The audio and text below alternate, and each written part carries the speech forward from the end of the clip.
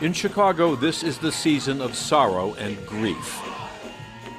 Every summer, tears flow as the body count climbs with the temperatures. This is the killing season. Many of those killed are kids filled with promise, including Vonzell Banks, just 17. For his family, the pain is unbearable. But so many young people like him are dying that the whole city is grieving too. Do you think it's too much for a city to let parents see their kids graduate? Even Chicago's hard-charging mayor, Rahm Emanuel, had to choke back his tears. I tell you this as a father of three. This is not natural. This is not right. They deserve better. By all accounts, Vonzell Banks deserved better too, playing by the rules, staying out of trouble, spending time at church. They called him Drummer Boy for his talent keeping the beat for the choir. For his pastor, Darrell Smith, the pain is personal. He watched Vonzell grow up.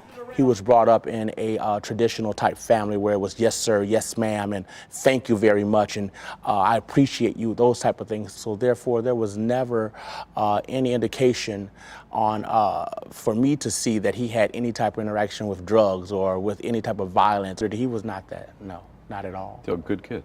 Absolutely, absolutely.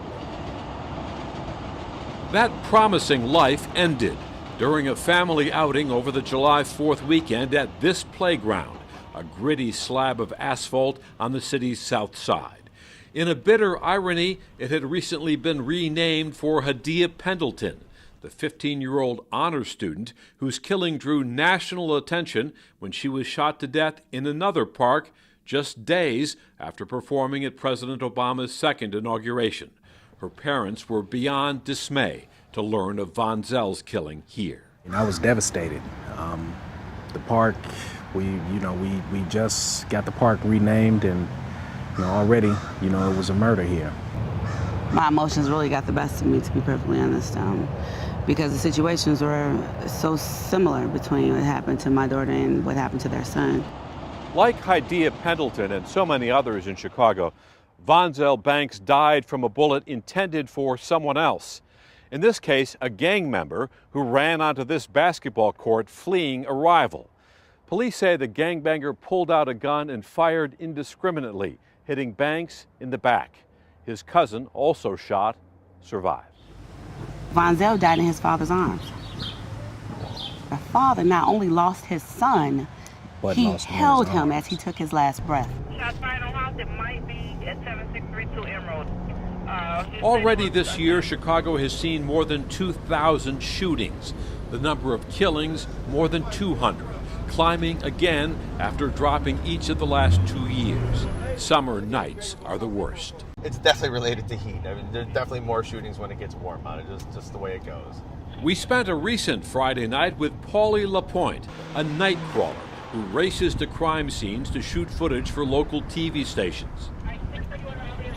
Just after 11, police radios crackled with reports of the first of 10 shootings that night. What have you heard from the scanners so far? What do you know?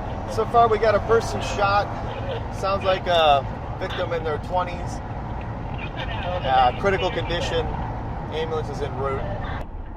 When we arrive, a young woman is clearly distraught. 25-year-old Keith Cannon has been shot in the chest. He died a few hours later, one of 3 men killed that night. Even as police investigated that shooting, another erupted a few blocks away. Shots fired 7908 Hofstede. 7908 Hofstede. 5 shots were fired at the door of the restaurant. More shootings. Yep, here they come. This time, 2 men have been shot outside this fast food joint, the gun casings still in clear view. By the end of this weekend, 32 people had been shot, 6 of them died. How frustrating is it for you to see the level of violence that Chicago is experiencing this summer? Well, it's very frustrating because I see clearly what needs to be done. Police Superintendent Gary McCarthy says coping with Chicago's violence is like drinking from a fire hose. His officers take more illegal guns off the street than New York and L.A. combined, more than 3,400 in the first 6 months of this year. But even that has not been enough to stem the killings. The biggest reason is the people who we arrest with firearms do not do jail time here in the state of Illinois. Possession of a loaded firearm illegally in the state of Illinois is not even considered a violent crime for sentencing purposes. And it's very frustrating to know that it's like 7% of the population causes 80% of the violent crime. Well, let's put that 7% of the population in jail. Somebody has to go to jail. McCarthy also blames a Chicago gang culture that is even more entrenched and deadly than the ones he knew during previous stints in New York City and Newark. The gangs here are traditional gangs that are generational, if you will. The grandfather was a gang member, the father's a gang member, and the kid right now is going to be a gang member. How easy is it for these kids, 12, 13 years old, to get guns? It's so easy for kids here to get guns. It's like comparing it to going to the gas station and getting a 50-cent juice. Don't forget to say thank you. Thank you, Ms. Diane. For 12 years, Diane Ladaker has run an after-school program called Kids Off the Block in one of Chicago's deadliest neighborhoods. In 2007, she built a memorial with bricks containing the names of children and teens killed in Chicago violence. After 374 bricks, she had to stop. There was no more room. Nearly 600 more young people have died violently since then. If we would have kept with the bricks, we would have took over the whole block. Sadly, sadly. Diane Ladaker's idea is to keep kids away from gangs before they can be recruited. A big percentage say they made the decision to join a gang or not to join or participate in violence between 5th and 8th grade. So I said, well, that's who I should target, because if they make that decision at that time, maybe I can get a few of them to say, no, I'm not going to do it because I'm involved in something positive. I feel like I have hope and I have a future. Nearly all of the kids here told us they had heard gunshots and knew someone who had been shot. What many fear most is becoming the unintended targets of bullets meant for others.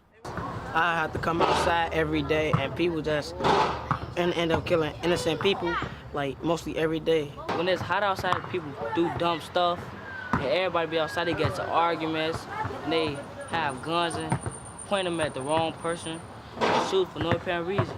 The deadly violence that afflicts Chicago is rarely visible in the gleaming downtown that tourists see.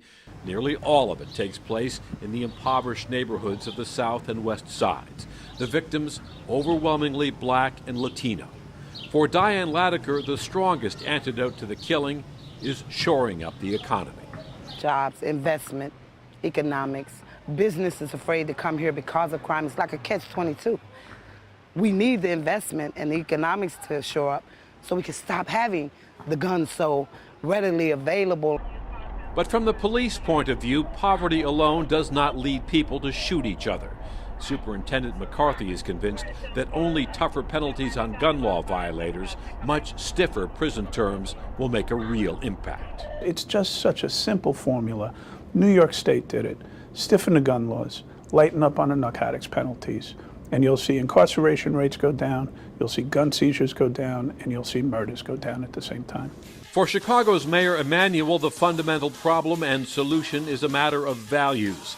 At the funeral of Vonzell Banks, he struck a strident tone on the role of fathers in particular.